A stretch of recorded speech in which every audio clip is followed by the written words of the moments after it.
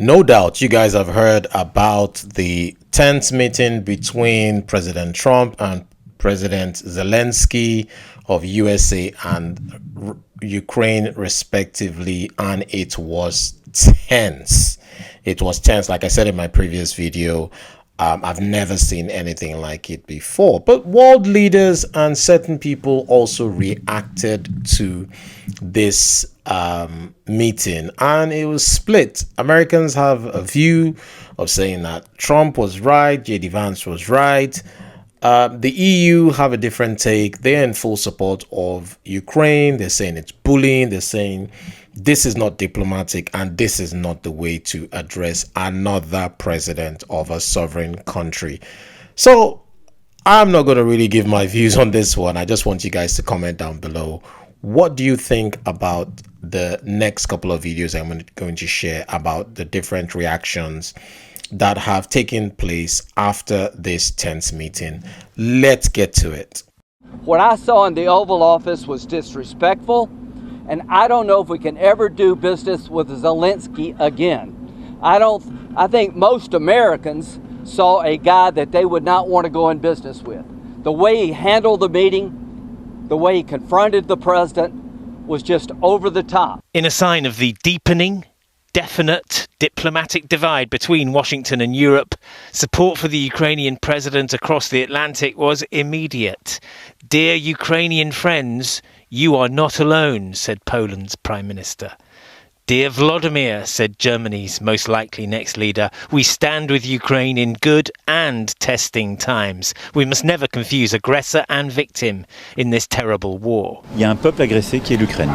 On a visit to Portugal tonight, President Macron looked forward to a meeting of Europe's leaders in London this weekend. When Ukraine comes under pressure, he said, Europeans must make sure we can provide it with what it needs. Further east, the reaction to what happened in Washington was nothing short of gleeful. "The insolent pig finally got a slapdown in the Oval Office," said former Russian President Dmitry Medvedev. And Donald Trump is right, he continued. The Kiev regime is gambling with World War III. President Zelensky, he was trying only to explain, to provide arguments, and he was in minority in this discussion. There was President Trump, J.D. Vance, the vice president, and he was alone. And he is not native speaker, but despite this, he was defending his country, his people. He has no choice, but to defend us. You're buried there. Your people are dying. You're running low on soldiers. Listen, you're running low on soldiers. It would be a damn good thing. And then you tell us, I don't want a ceasefire. I don't want a ceasefire. I want to go and I want this. Look. If you could get a ceasefire right now, I tell you, you'd take it so the bullets stop. We had a meeting today, as you know, with President Zelensky, and I would say it didn't work out exactly great from his standpoint. I think he very much overplayed his hand. We're looking for peace. We're not looking for somebody that's going to sign up a strong power and then not make peace because they feel emboldened, and that's what I saw happening. I'm looking for peace. We're not looking to go into a 10-year war and play games. We want peace. And here you can see the Britain's, UK's Prime Minister Keir Starmer. He called Donald Trump after the White House fiasco, trying to possibly just douse the flames and use the special relationship. He's also spoken to Zelensky. So you can see they are looking for peace of some sort. We stand with Ukraine.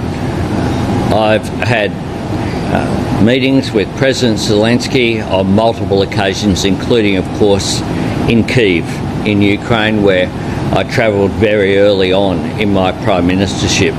And this year, we've seen that land war in Europe go on for 3 years. The people of Ukraine are fighting not just for their own national sovereignty. They are fighting for the international rule of law. So I'm going to play a couple of more videos, this time closer to home. A couple of Americans who are drumming huge support for their president. We've heard from world leaders. We've heard from Trump and Zelensky. Now let's hear from a couple of regular people who are not world leaders, and then I'll close the video as usual. Please subscribe, like, and comment. I really want to hear what your thoughts are. What side of the divide do you stand on?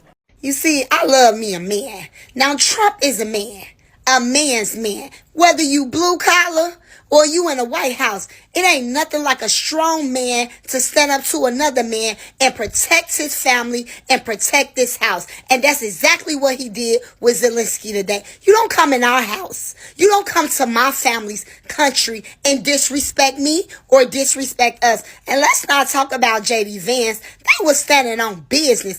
You don't come to a made man like Donald Trump and the Dream Team and talk to them like they minions. See, you got away with that with Biden. There's a lot of men of America, and men are coming back because that last administration, they wanted men to act like girls. Us real women, especially us MAGA women, we love a man's man. Where the real men at? The man is back, baby. America is back. And Trump just told him like a man tell another man to his face, don't you come up in my house and disrespect me. As a matter of fact, go home. Go home and come back when you ready to talk peace. He little boyed him as he should. And that's what a commander-in-chief looks like.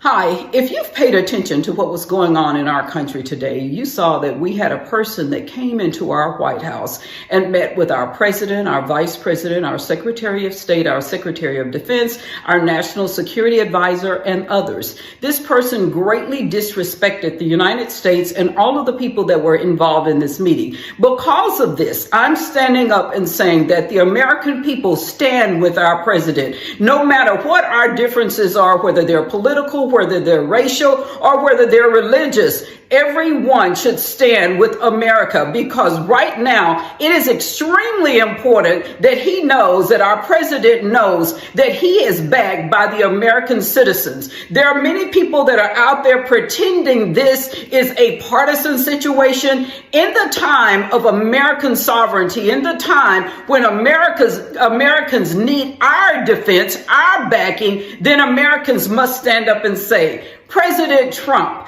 I stand with you. I stand with you and your entire cabinet and everyone and our Vice President, J.D. Vance, and thank you for standing up for us. Anyway, if you agree with me and if you stand with the United States of America, please comment on this video, and I ask you to please forward this to other Americans, and I ask every American to forward this to other Americans as well, to let our country know that we stand with America, and we are proud to say that we are strong Americans.